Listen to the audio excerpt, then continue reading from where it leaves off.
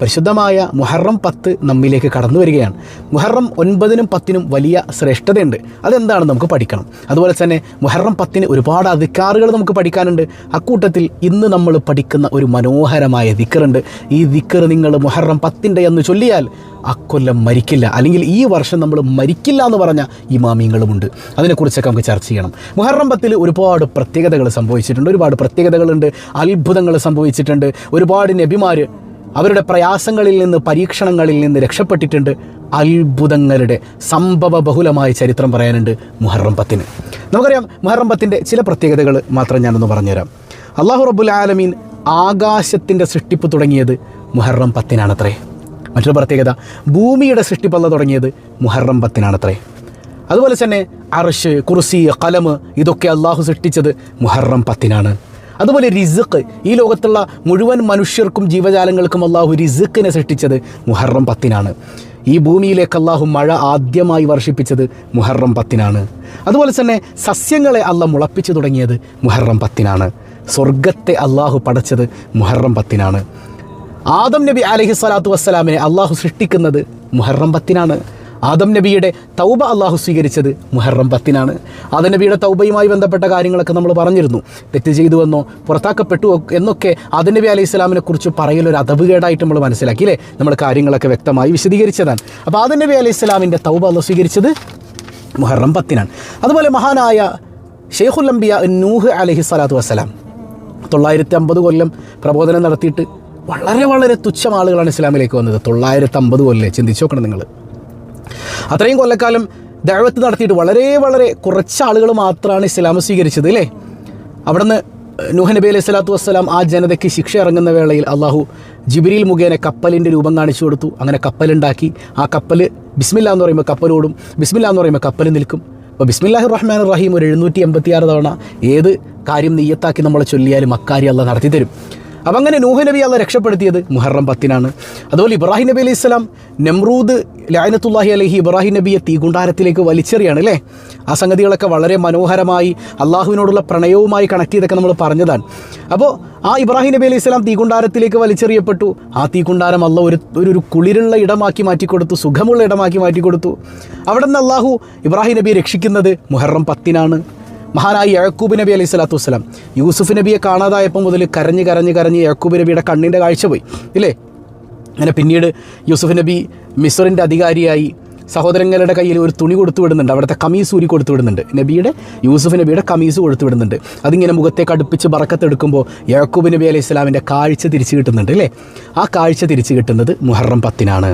അതുപോലെ ഫിർഔൻ ലഅനത്തുല്ലാഹി അലൈഹിയിൽ നിന്ന് മഹാനായ കരീമുല്ലാഹി മൂസ അലൈഹി സ്വലാത്തു വസ്സലാം രക്ഷപ്പെടുന്നത് മുഹറം 10-നാണ്.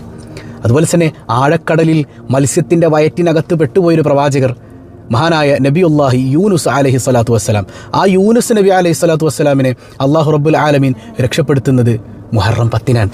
ആഴക്കടലിലേക്ക് ആഴ്ന്നു പോയൊരു മനുഷ്യൻ, അത് മത്സ്യം വിഴുങ്ങുകൂടെ ചെയ്തു. അതായത് എത്ര വലിയ പ്രതിസന്ധിയിൽ നിങ്ങൾ അകപ്പെട്ടാലും അള്ളാഹ് നിങ്ങളെ കൈവിടില്ല. അതുകൊണ്ട് തന്നെ ആ യൂനുസ് നബി അലൈഹി സ്വലാത്തു വസ്സലാം രക്ഷപ്പെടാൻ കാരണമായൊരു ദിക്റുണ്ട്, ലാ ഇലാഹ ഇല്ലാ അൻത സുബ്ഹാനക ഇന്നീ കുൻതു മിനൽ ളാലിമീൻ. ഇത് നിങ്ങൾ അധികരിപ്പിക്കുക. കാരണം രക്ഷയുടെ ദിവസമാണ് മുഹറം 10.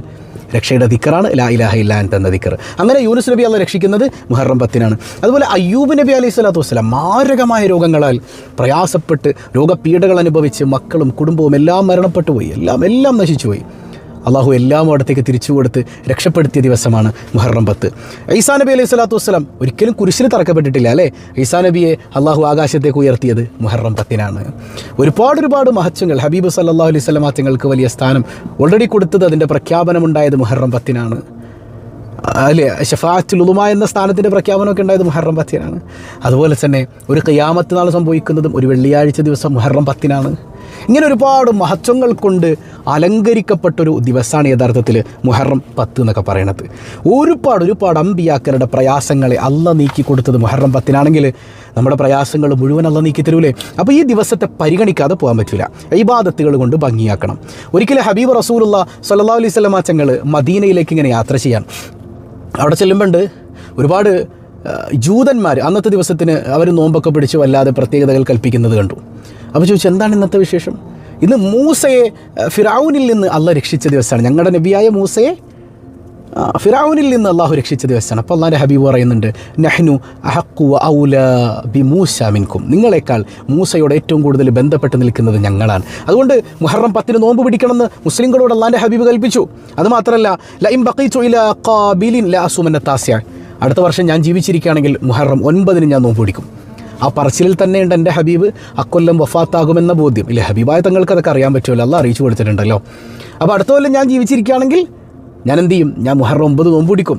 പക്ഷേ ഹബീബായ തങ്ങൾ വഫാത്തായി. പക്ഷേ റസൂൽ അങ്ങനെ പറഞ്ഞതുകൊണ്ട് തന്നെ മുഹറം 9 നോമ്പ് പിടിക്കൽ സുന്നത്താണ്. അപ്പോൾ അത് മാത്രമല്ല, ജൂതന്മാരിൽ നിന്ന് വ്യത്യസ്തപ്പെടാനും കൂടെ വേണ്ടിയിട്ടാണ്, വ്യത്യാസം ഉണ്ടാകാനും കൂടെ വേണ്ടിയിട്ടാണ്. അതുകൊണ്ട് തന്നെ മുഹറം 9, 10, 11 കൂടെ ചേർത്ത് പിടിക്കൽ പ്രത്യേകം സുന്നത്തുണ്ട് എന്ന് മഹത്തുക്കൾ പറഞ്ഞതായിട്ട് കാണാം. അല്ലാഹു റബ്ബുൽ ആലമീൻ മനസ്സിലാക്കാൻ തൗഫീഖ് നൽകി അനുഗ്രഹിക്കുമാറാകട്ടെ. അതുപോലെ തന്നെ മുഹറം 9 അതുപോലെ തന്നെ മുഹറം 10 നോമ്പൊക്കെ പിടിക്കൽ വലിയ മഹത്വമുണ്ട്. മുഹറം 10 നോമ്പ് പിടിച്ചാൽ കഴിഞ്ഞ ഒരു വർഷത്തെ പാപങ്ങൾ അല്ലാഹു റബ്ബുൽ ആലമീൻ പുറത്തു തരുമെന്ന് സയ്യിദുന വഹബീബുന റസൂലുള്ളാഹി സ്വല്ലല്ലാഹു അലൈഹി വസല്ലമ തങ്ങൾ പഠിപ്പിച്ചത് കാണാം. ഏതായാലും ആ നോമ്പിൻ്റെ നിയ്യത്തുകൾ മനസ്സിലാക്കി വെക്കാം. സിമ്പിളാണ്.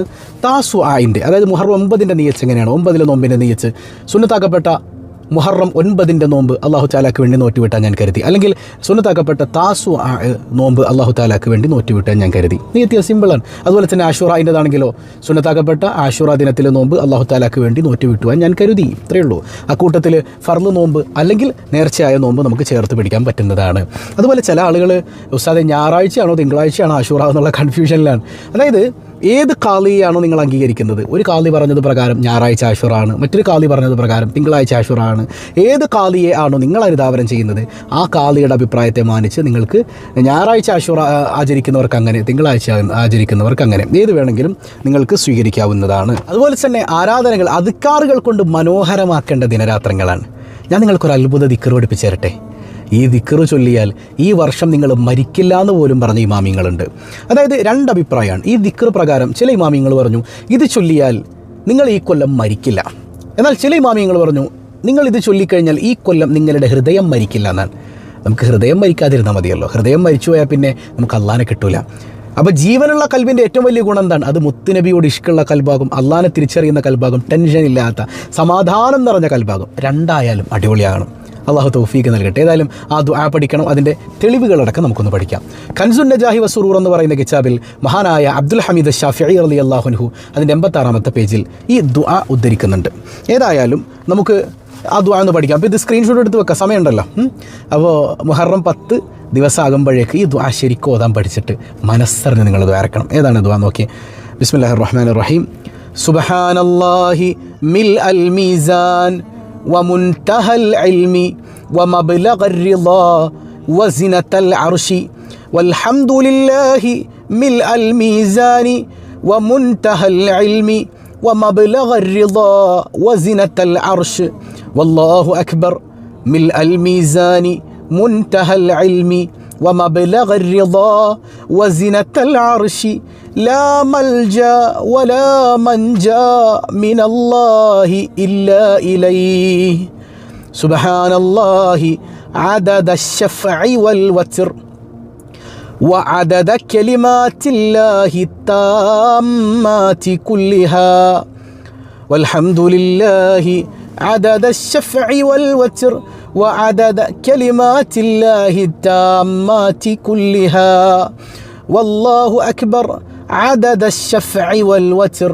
وعدد كلمات الله التامات كلها أسألك السلام برحمتك يا أرحم الراحمين ولا حول ولا قوة إلا بالله العلي العظيم وصلى الله تعالى على سيدنا محمد وعلى آله وصحبه وسلم أجمعين والحمد لله رب العالمين. ഈ ദുആ മുഹറം 10 ഏറ്റവും ചുരുങ്ങിയത് ഒരു തവണയെങ്കിലും നിങ്ങൾ ചൊല്ലണം. പിന്നെ ഫിഖഹി പണ്ഡിതന്മാർ എന്താണ് ഇതിനെക്കുറിച്ച് അഭിപ്രായം പറഞ്ഞത്, അങ്ങനെ പറഞ്ഞിട്ടുണ്ടോ എന്നുള്ളതാണ്. മഹാനായ സയ്യിദുൽ ബക്കരി റളിയല്ലാഹു അൻഹു ഈ ആനത്തു ത്വാലിബീൻ എന്ന ഗ്രന്ഥത്തിൽ അതിൻ്റെ 2-ാം വാള്യം 445-ാമത്തെ പേജിൽ നിങ്ങൾക്കിത് കാണാം. അത് ഫത്വൽ ബാരിയിൽ മഹാനായ ഇബ്നു ഹജർ തങ്ങൾ ഉദ്ധരിക്കുന്നതായിട്ടാണ് ബഹുമാനപ്പെട്ടവർ ഈ ദുആയെ കൊണ്ടുവരുന്നത്. അതുപോലെ തന്നെ സുലൈമാനുൽ ജമൽ തങ്ങൾ ഹാഷിയത്തുൽ ജമലിൽ ഉദ്ധരിക്കുന്നത് കാണാം, മൻ ഖറഅ ഹാദ ദുആ ഫി യൗമി ആശുറ, ആരെങ്കിലും ആശുറ ദിനത്തിൽ ഈ ദുആ ഓതിയാൽ ലം യമുത്തു ഫീ സനതി, അവൻ ഈ കൊല്ലം മരിക്കില്ല. അപ്പോൾ ഹൃദയം മരിക്കില്ല എന്ന് പറഞ്ഞവരുണ്ട്, ഈ കൊല്ലം മരിക്കില്ല എന്ന് പറഞ്ഞവരുണ്ട്. അപ്പോൾ ഒരു ചോദ്യം, അവനെ എല്ലാ കൊല്ലം ആളുകൾക്ക് ഓതി അപ്പോൾ പറയുന്നതാണ് അവധി കഴിഞ്ഞാൽ നിങ്ങളിത് ഓതൂല, ഓതാനുള്ള തൗഫീക്ക് തരൂല, അങ്ങനെയുണ്ടല്ലോ. അവധി കഴിഞ്ഞാൽ പിന്നെ ഓതാൻ നിങ്ങൾക്ക് തൗഫീക്കും കിട്ടില്ല. അപ്പോൾ നമുക്ക് ആഫിയത്തുള്ള മരിക്കുന്ന കാലത്തോളം അല്ലെങ്കിൽ ജീവിക്കുന്ന കാലത്തോളം ആഫിയത്തുള്ള പെട്ടെന്നുള്ള അപകട മരണങ്ങളിൽ നിന്നൊക്കെ ഇത് കാവലാണ്. മാത്രമല്ല അള്ളാഹു ചിലപ്പോൾ അവൻ്റെ കാരുണ്യം കൊണ്ട് നമുക്ക് ദീർഘായുസ്സം തന്നേക്കാം. മനസ്സിലാവുന്നുണ്ടോ? പിന്നെ നമ്മളിത് ഓതുമ്പോൾ ഇഖ്ലാസ് വേണം, അത് മറ്റൊരു വിഷയമാണ്. ഓതിയത് കൊണ്ട് മരിക്കാതെ ഇരിക്കൂല, ഓതാത്തത് കൊണ്ട് മരിക്കില്ല, അങ്ങനെയൊന്നും ആരും ചിന്തിക്കേണ്ട. സമയം എത്തിയാൽ മരിക്കും, അവൻ്റെ കാരുണ്യം കൊണ്ട് ചിലപ്പോൾ അല്ല ദീർഘായുസ്സം തന്നേക്കാം. അപ്പോൾ ഈ ദുആ ചൊല്ലിയാൽ ഒരു കൊല്ലം മരിക്കൂല എന്ന് പറഞ്ഞ ഇമാമിങ്ങളുണ്ട്. ഇനി ഹൃദയം മരിക്കൂല, ഹൃദയം ജീവനുണ്ടെങ്കിൽ തന്നെ സമാധാനവും സന്തോഷവും അടിപൊളിയായിട്ട് നമുക്ക് കിട്ടൂല, അതിലെപ്പുറം എന്താ വേണ്ടത്? മനസ്സിലാവുന്നുണ്ടോ? അപ്പം അങ്ങനെ ജീവിക്കാൻ നമുക്ക് കഴിയണം. അള്ളാഹു തൗഫീക്ക് നൽകി അനുഗ്രഹിക്കുമാറാകട്ടെ. അപ്പോൾ ഇഖ്ലാസ് പ്രധാനമാണ്. ഇഖ്ലാസോടുകൂടെ ഈ ദുആ ചൊല്ലുക, ദുആ പഠിച്ചു വെക്കുക, അന്വർത്ഥമാക്കുക. അള്ളാഹു റബ്ബുൽ ആലമീൻ തൗഫീക്ക് നൽകി അനുഗ്രഹിക്കുമാറാകട്ടെ. എല്ലാവരും നമ്മുടെ സദസ്സിലൊക്കെ കൃത്യമായിട്ട് പങ്കെടുക്കണം. സ്വബാഹുൽ ഖൈറിലും അല്ലാത്ത മജ്ലിസുകളിലൊക്കെ പങ്കെടുക്കുക. അള്ളാഹു കബൂൽ ചെയ്യട്ടെ. വസ്സലാമു അലൈക്കും വറഹ്മത്തുള്ളാഹി വബറകാതുഹു.